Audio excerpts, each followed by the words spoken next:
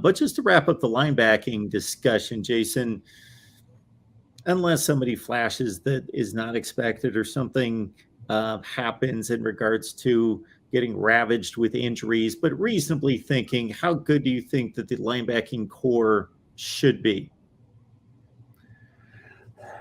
I think when you look at what they lost last year, Brian Asamoah was absolutely the most complete linebacker that Oklahoma had on this team. So that's a big loss. Trying to figure out how to replace um, his productivity from last year. But I think when you look at this linebacking group, I think it's probably the biggest key to the overall defense. I think Oklahoma is a lot more deep at the defensive line and in the secondary than they are at the linebacking group.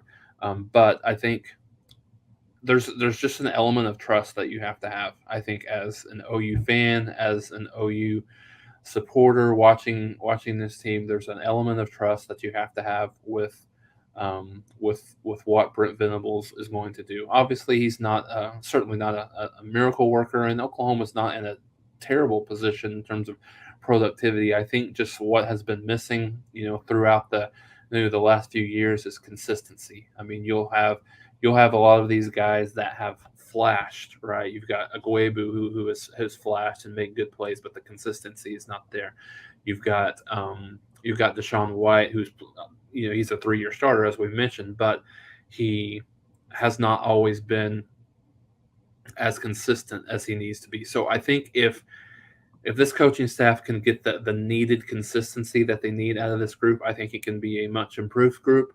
But getting that consistency, I think, is the key. So because the talent, I think, is there at all levels of the linebacking group. So I think it's just a matter of if they're able to continue to get that consistency, and where they're at. And it's going to take some time. I think people, and when you look at this, and people I've talked to, I think a lot of people just kind of assume that Oklahoma is going to have with what's going on in terms of a coaching staff, that they're going to have a really good defense. And don't be surprised a little bit if it's a bit of a struggle early on, and no